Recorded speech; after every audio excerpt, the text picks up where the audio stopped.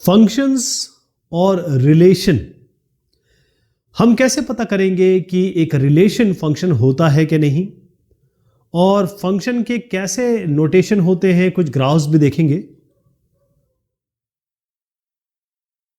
Relation कोई भी ऐसा सेट जिसमें ऑर्डर्ड पेयर्स हों, यानी एक रिलेशन जिसमें ऑर्डर्ड पेयर्स हो, जैसे x1 y1, x2 y2, इस तरीके से xn yn, ये आपका रिलेशन कहलाता है। फंक्शन क्या होता है? उस टाइप का रिलेशन जहां पर हर एक इनपुट के लिए एक यूनिक आउटपुट होगा, यानी हर एक x के लिए एक ही y होगा। जैसे अगर मैं यहां पर एक रिलेशन लिख दूं, और ये रिलेशन बनता कहां से है? रिलेशन आप पहले एक सेट बनाते हैं, जैसे सेट में आपके पास ये x1 और x2 ऐसे करके मेंबर्स हैं। फिर आप कहते हैं ये सेट 1 है, ये सेट 2 है, और यहाँ पर आपके पास y1 y2 ऐसे मेंबर्स हैं। फिर आप s1 क्रॉस s2 करते हैं, ये आपका एक कार्टेशियन प्रोडक्ट बनेगा। इसमें आपके x1 के साथ y1, x1 के साथ y2 इस तरीके से बनते हैं। फिर x2 के साथ y1, x2 के साथ y2, ऐसे तमाम तरीके के कॉम्बिनेशन बन जाएंगे। फिर इस पर एक कंडीशन डालते हैं आप कि ऐसे नंबर्स बताइए जिसमें x1 ग्रेटर देन, या ये कहें कि x ग्रेटर देन y हो, या x लेस देन y हो, या x बराबर y हो। इस तरीके से कंडीशन डालते हैं। उस कंडीशन से हमें फिर बाद में रिलेशन मिलता है। तो शुरुआत सेट से होती है, कार्टेशियन प्रोडक्ट बनते हैं, फिर वहाँ पे कंडीशन जो होती है रिलेशन की, उस हिसाब से अलग अलग रिलेशन बनते हैं। तो यहाँ तक अगर हम पहुँच गए तो हमें ये देखना ज़रूरी है कि हर एक x के लिए, क्योंकि अगर मैं x1 से लेकर xn तक यहाँ लिख दूँ, और यहाँ से y1 से लेकर yn तक लिख दूँ, इसको अगर मैं s1 कह रहा हूँ, इसको s2 कह रहा हूँ, तो फंक्शन ये तभी होगा जब x1 का y1 है और x1 का ही y2 है, ये ना हो। यानी जो पहले मेंबर हैं, जिसे हम डोमेन भी कह रहे हैं यहाँ पे, ये जो डोमेन है, एक ही वैल्यू के लिए अलग अलग y की वैल्यू ना हो। यानी इस तरीके का कोई भी कॉम्बिनेशन मैपिंग ना हो। हर एक x, अगर ये x1 है इसके लिए y1 ठीक है, x2 है इसके लिए y2 ठीक है, लेकिन एक ही x के लिए दो y नहीं हो सकते। यही मेन फंक्शन को रिलेशन से अलग करती है। यहां पर 1 मैप है 6 से, और 1 ही 7 से मैप है। यहां पर 1 6 से मैप है, 2 6 से मैप है। अब इसमें ये फंक्शन नहीं है, और उसका तरीका क्या है? बहुत आसान। इसके आप सारे ऑर्डर्ड पेयर लिख लीजिए। 1 का 6 से कॉम्बिनेशन, 1 का 7 से कॉम्बिनेशन, इसका 2 का 7 से कॉम्बिनेशन, ये आपका रिलेशन है। रिलेशन यही होता है। इसमें आप x वैल्यूज देखिए। अगर x वैल्यूज रिपीटेड है, ये रिपीटेड दिख रहे हैं आपको, इसका मतलब ये फंक्शन नहीं है। अब इसका लिख लेते हैं। इसका मैं रिलेशन बना रहा हूं, इसको R2 कर देते हैं। क्या बनेगा इसमें? 1 6, 1 का 6 से कॉम्बिनेशन है। हमेशा यहां की चीज हम पहले लिखते हैं और यहां की चीज बाद में लिखते हैं। तो 2 6, इसमें 1 केवल x देखना है, y को बिल्कुल नहीं देखना है आपको। इस y को मत देखिए, y रिपीटेड दिख रहा है लेकिन y से कोई लेना देना नहीं है। केवल x को देखिए, ये 1 है, ये 2 है, कोई दिक्कत नहीं है। ये एक फंक्शन है। तो क्या बोलेंगे इसको? ये फंक्शन है। फंक्शन जैसे मैंने आपको बताया, या रिलेशन कोई ना कोई कंडीशन पे होता है। तो ये कंडीशन है y = 2x, इसको हम फंक्शन भी बोल रहे हैं। और क्योंकि फंक्शन रिलेशन का ही एक सेट होता है, सबसेट कह सकते हैं, तो फंक्शन को या रिलेशन को हम कैसे लिखेंगे? अब आप फंक्शन रिलेशन में अंतर समझ गए ना। इसका हम चार्ट बना सकते हैं, इसकी हम मैपिंग बना सकते हैं। चार्ट कैसे बनाएंगे? यहां पर x और y है। अब आप देखिए एक एक करके, मैं आपको एक वैल्यू बताता हूं। अगर हम x में -2 देंगे तो y क्या आएगा? ये y बराबर 2x है।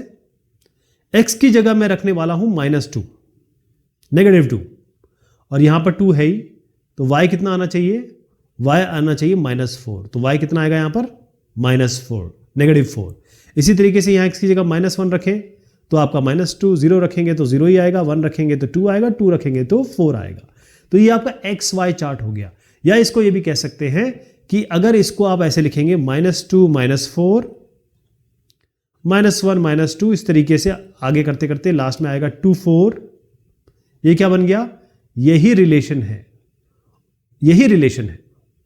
मैपिंग कैसे इसकी बताएंगे? मैपिंग के लिए हमको इनपुट और आउटपुट जो हम थोड़ा सेट फॉर्म में दिखाते हैं, यहां पर हम सारी ये वाली वैल्यू रख देंगे, -2, -1, 0, 1, 2, ये सारी वैल्यू रख देंगे। ये अलग अलग तरीके हैं जिससे आप दिखा सकते हैं। आउटपुट में क्या आएगा? क्योंकि -2 से -4 आ रहा है तो -2 से -4 ऐसे आप मैप करेंगे। -1 डालेंगे तो -2 आएगा, जैसे मैंने एक बताया उसी तरीके से बाकी हो जाएंगे।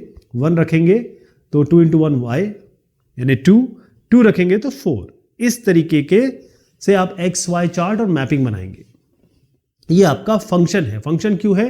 क्योंकि कोई भी कॉम्बिनेशन ऐसा नहीं है कि आपका एक x से 2 y निकल रहे हैं, ये नहीं हो रहा है। हर एक x का एक यूनिक y है। इस तरीके का कोई भी कॉम्बिनेशन आपको यहां नहीं दिख रहे हैं। या एक और चीज, आप यहां पर x रिपीटेड नहीं देख रहे हैं, सारे x अलग अलग हैं, सारे x अलग अलग हैं। अब आपको पता करना है कि ये इक्वेशन फंक्शन है कि नहीं। ये जो y है mod x, y mod x है, इसका मतलब ये है कि जो भी वैल्यू इसके अंदर डालेंगे वो पॉजिटिव आएगी। मैं एक करके दिखाता हूं आपको। y बराबर, अब हम mod x में यहां -2 डाल रहे हैं, -2, तो नेगेटिव का मतलब ये होता है कि भाई मॉड में पॉजिटिव आएगा। अब यहां पर मैं 2 डाल रहा हूं तो 2 में भी क्या आएगा? 2 आएगा। इसका मतलब क्या है कि अगर मैं इसका ऑर्डर्ड पेयर बनाना शुरू करूं तो क्या बनेगा? -2 से भी 2 मिल रहा है और 2 से भी 2 मिल रहा है। ठीक, अब थोड़ा आगे बढ़ाता हूं। -2 से 2, -1 से 1, 0 से 0, 1 से 1 और 2 से 2। क्या आपको इसमें कोई ऐसी चीज दिख रही है जो फंक्शन की डेफिनेशन को ब्रीच कर रही है या कॉन्ट्रडिक्ट कर रही है? ऐसे करके देखते हैं। पहले इसको हम मैपिंग फॉर्म में बना लेते हैं। ये सारी वैल्यूज यहां रख दे रहे हैं। अब हम इसकी लाइनें देखेंगे, उस लाइनों से पता चल जाएगा कि हमारा क्या वैल्यू आ रही है। ये अब आप देखिए, इसमें कोई ऐसा है आपका, ऐसा कोई है जो रिपीटेड है, यानी कि एक से ही आपको 2 लकीरें दिख रही हैं, यानी एक वैल्यू से आपको 2 लकीरें दिख रही हैं, मतलब एक ही x वैल्यू से 2 y वैल्यू मिल रही हैं क्या? नहीं मिल रही है, नहीं मिल रही है ना, तो ये फंक्शन है। सीधी सी बात, ये फंक्शन है। यहां पर आइए, अब x को यहां रखिए या y को यहां रखिए, कोई फर्क नहीं पड़ता है, ये एक ही बात है। लेकिन अब जैसे ही हम y फंक्शन कह रहे हैं x बराबर mod y, ध्यान रखिएगा हमेशा हम फंक्शन को लिखते हैं y = fx। x की वैल्यू हम मानते हैं कि ये इंडिपेंडेंट वेरिएबल है, y की डिपेंडेंट वेरिएबल है। लेकिन अगर फंक्शन x बराबर mod y है तो लगता तो ये है कि भाई कोई परिवर्तन नहीं होने वाला है। तो x y, अब हम y की वैल्यू रखेंगे और x की वैल्यू देखेंगे क्या वैल्यू आ रही है। अब इसकी जरा मैं मैपिंग बना देता हूं। अब मैपिंग देखिए इसकी, इसमें क्या मिल रहा है आपको? एक वैल्यू से 2 कॉम्बिनेशन मिल रहे हैं कि नहीं मिल रहे हैं? यानी जब आपने इसमें y जब 1 रखा तो -1 मिल रहा है और 1 रखा तो +1 मिल रहा है। 1 से -1 मिलने लगा और 1 से, क्योंकि अब जरा ये चेंज हो गया है, x बराबर mod y हो गया है। ठीक है, ये थोड़ा सा परिवर्तित किया है हमने, और इसको देख के लग रहा था कि कुछ नहीं होगा, ये तो बिल्कुल सेम है, लेकिन यहीं पे परिवर्तित हो गया, ये फंक्शन नहीं हुआ। इसका फंक्शन ना होने का कारण ये है कि अगर आप इसका ऑर्डर्ड पेयर बनाएंगे तो मैं केवल इनको ले रहा हूं। ये इसको देखिए, ऑर्डर्ड पेयर में क्या है? 1 - 1 और 1 1। ठीक है जी, एक और ऑर्डर्ड पेयर ले रहा हूं, 2 - 2 और 2 2। आपको अगर x की वैल्यू एक जैसी दिख गई, ये फंक्शन नहीं है। यहां भी x की वैल्यू एक जैसी दिख गई, फंक्शन नहीं है। अगर इस रिलेशन में आपको x की वैल्यू 2 मर्तबा या 2 से ज्यादा दिख जाती है तो आप कहेंगे कि ये नहीं है, क्योंकि एक वैल्यू x वैल्यू के लिए 2 y वैल्यू आपकी नहीं हो सकती है। ये जैसे हमने x को mod y किया, आप समझ गए क्या किया हमने? बिल्कुल सेम ये किया है। जैसे y के अंदर आप 1 रखिए, लेकिन अब इस बार y यहां लिखेंगे और x को यहां लिखेंगे, बस इतना करना है जैसे मैंने आपको ये समझाया। जैसे एक करके दिखा देता हूं। y में हम रख रहे हैं -1, तो यहां -1 रखेंगे तो x क्या मिलेगा, +1। अब y की जगह मैं रख रहा हूं +1, तो ये y की जगह +1, तो x की जगह क्या आएगा, 1 ही आएगा। तो y -1 यानी कि y -1 के लिए और y 1 के लिए x हमको 1 मिल रहा है, ये भी आपको 1 मिल रहा है। यहीं पे फेल हो गया, क्योंकि अभी भी हमारा जो फंक्शन है वो x और y पे ही चल रहा है। ध्यान रखिएगा, हमेशा इस तरीके से फंक्शन माने जाते हैं, y = fx। Vertical line test, इसको पेंसिल टेस्ट भी कहते हैं, also known as AKA pencil test, vertical line test.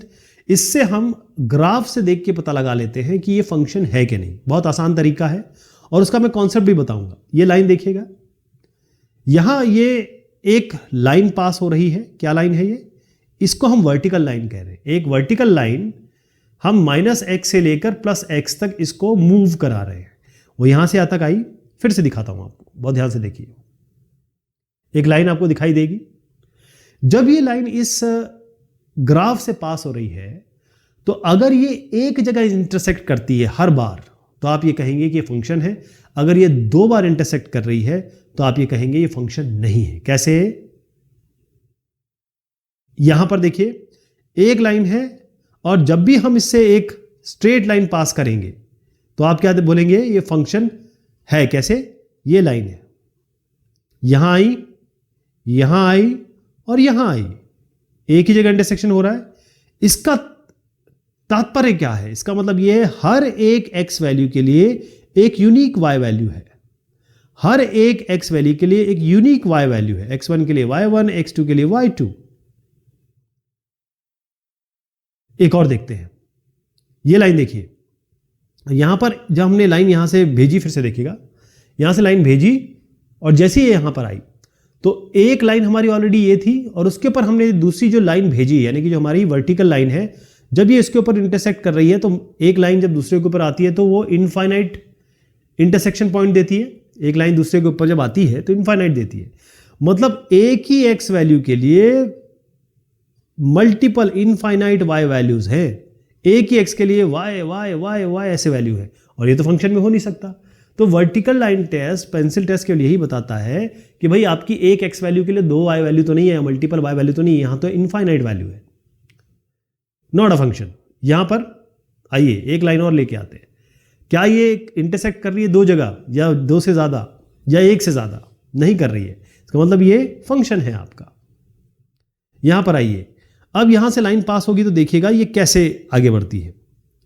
यहां पर ये 2 जगह इंटरसेक्ट कर रही है। इसका मतलब ये जो x वैल्यू है इसके लिए ये वैल्यू y1 और इसी x वैल्यू के लिए ये y2 और 2x दिख गया आपको, फेल हो गया ये, नॉट अ फंक्शन। एक और देखते हैं, ये वाला देखिए, इसमें क्या मिलेगा आपको, ये फंक्शन है। क्यों? क्योंकि एक लाइन में यहां से पास करूं, ऐसे करूं, ऐसे करूं, केवल एक ही इंटरसेक्शन दे रहा है। हर एक x के लिए एक यूनिक y वैल्यू है। यहां देखिए, अब ये तो अब क्लियर दिख रहा है आपको कि ये फंक्शन नहीं है। क्यों? क्योंकि आप वर्टिकल लाइन पास कर लीजिए, ये 2 इंटरसेक्शन करेगा, इधर भी 2 इंटरसेक्शन करेगा, इधर भी 2 इंटरसेक्शन करेगा, तो एक से ज्यादा पॉइंट x के लिए आपको y मिल रहे हैं। ये फंक्शन नहीं है। यहां पर आइए, ये तो फंक्शन बिल्कुल भी नहीं लग रहा है। कैसे? आप लाइन देख लीजिए, ये 2 इंटरसेक्शन दे रही है, यहां तक तो ठीक है और यहां भी ठीक है इस जगह तक, क्योंकि यहां एक x के लिए एक y वैल्यू है। लेकिन जैसे ही अंदर आएगा आपको 2 y वैल्यू मिल जाएगी। इसका मतलब वर्टिकल लाइन टेस्ट या पेंसिल टेस्ट में ये फेल हो गया। इसका मतलब ये फंक्शन नहीं है। यहां से कैसे बताएंगे आप कि ये फंक्शन है कि नहीं? अलग अलग तरीके हैं। आप ये देखिए, हर एक x के लिए एक ही वैल्यू y है, तो x 0, मतलब अगर मैं इसको ऐसे लिखूं 0 5 1 5 2 5 3 5, कोई दिक्कत नहीं है। आपको केवल y को छोड़ दीजिए, y से कोई लेना देना नहीं होता। x देखिए, x मल्टीपल टाइम्स आ रहा है क्या? एक से ज्यादा टाइम आ रहा है क्या? 0 1 2 3 नहीं आ रहा है। ये फंक्शन है, ये बिल्कुल फंक्शन है, कोई दिक्कत नहीं है इसमें। यहां देखिए, -3 -1, ये 2 ही लिख देता हूं, आपको समझ में आ जाएगा। -3 -1 और -3 0। अब आप बाकी सब भूल जाइए, केवल ये देखिए x कितने बार रिपीट हो रहा है, 2 बार रिपीट हो गया, बस यहीं पे फेल हो गया ये। x multiple right time repeat नहीं होना चाहिए, यूनिक वैल्यू आनी चाहिए आपके लिए। तो ये नॉट अ फंक्शन, क्या है, नॉट अ फंक्शन। यहाँ पर आइए, इसको हम वर्टिकल लाइन टेस्ट से करेंगे। वर्टिकल लाइन टेस्ट क्या कह रही है, अगर आप यहाँ से वर्टिकल लाइन गुजारिए या पेंसिल को गुजारिए, 1 2 3, भाई एक ही x के लिए 3 y मिल रही है, तो गलत हो गया। तो साहब ये फंक्शन नहीं है, इट्स नॉट अ फंक्शन। यहां पर आइए, एक ही x के लिए 2 y वैल्यू मिल रही है, इसका मतलब क्या है, यहीं पे फेल हो गया मामला, नॉट अ फंक्शन। फंक्शन के नोटेशन हम कैसे लिखते हैं, फंक्शन को लिखने का तरीका क्या है, जैसे हमने लिखा y इक्वल्स 2x + 3, इसमें x जो होता है वो ऐसा वेरिएबल है जिसको हम इंडिपेंडेंट वेरिएबल कहते हैं। y जो है डिपेंडेंट वेरिएबल है, क्योंकि x कोई भी वैल्यू डाल सकते हो, लेकिन y इसकी बाउंड्री में फंसा हुआ है। 2 से जब x को मल्टीप्लाई करेंगे, 3 को जोड़ेंगे तो ही y आएगा, y की कोई भी वैल्यू नहीं आ सकती, वो x पे डिपेंड करेगी। इसको हम लिखते हैं जैसे y बराबर fx, तो यहां पर आप fx भी लिख सकते हैं, 2x + 3। इसको कैसे करते हैं, जैसे एक मैं करके दिखाता हूं, x बराबर 1 तो y क्या होगा, तो ये y इक्वल्स 2x + 3 है, मैं x की जगह 1 रख रहा हूं, तो क्या आएगा, y बराबर 2 × 1 + 3, यानी y हो गया 2 + 3 5, क्या आना चाहिए y 5। इसी तरीके से x 2 पे क्या होगा, 2 × 2 + 3 यानी 4 + 3 7, ऐसी 3 2 6 6 + 3 9, ऐसी 4 रखेंगे तो क्या आएगा, 4 2 8 8 + 3 11, ऐसे आ गया। इसको ऐसे भी लिख सकते हैं f1, इसको ऐसे कैसे लिखेंगे, f1 कितना आ रहा है 5, बिल्कुल यही तरीका है लिखने का। fx, y और fx एक ही बराबर है, ये दोनों एक हैं, तो f1 को आप 5, f2 को 7, f3 को 9 और f4 को आप 11 लिख सकते हैं। एक और बता देता हूं, चलिए f-4 करके देखते हैं क्या आएगा, क्योंकि fx क्या है 2x + 3, बस x की जगह आपको -4 रखना है, 2 × -4 + 3 कितना हुआ, -8 + 3 कितना आया, -5। देखिए f4 में क्या आता है, -5, ये कैसे हुआ, -4 पे हुआ, ठीक, तो यहां पर 5 आना चाहिए, -5, ओके।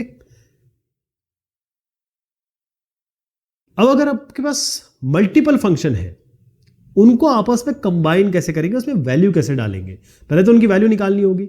जैसे अगर आप g4 कहते हैं, तो यहां पर 4 रखने का मतलब है इस पे आपको 4 रखना है, 4² कितना हो गया, 4² 16। ऐसे आप अगर h-2 करना चाहते हैं तो आपको क्या करना है, यहां -2 रखना है, तो 3 × -2 तो -6 -2 यानी कि -8, -8 ये हो गया।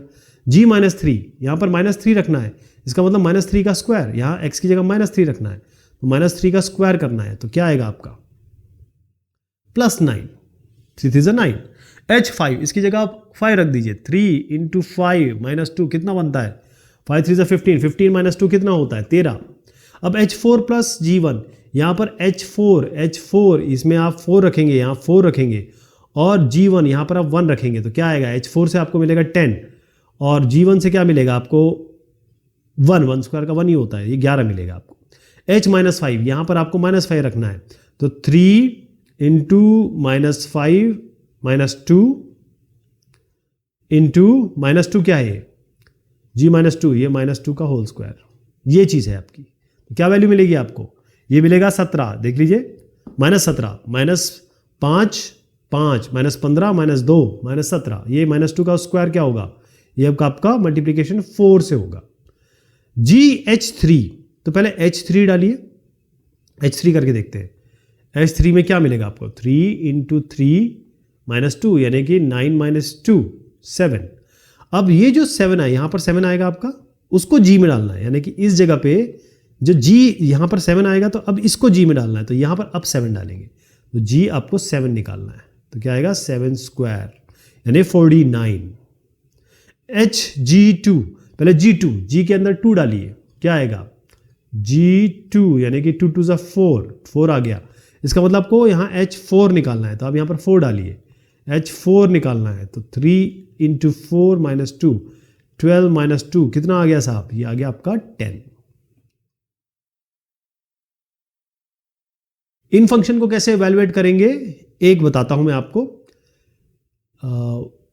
एक एफ एक्स बराबर 4x, तो x की जगह आपको -1 रखना है। f-1 आपको निकालना है, तो 4 इंटू -1 यानी कि -4।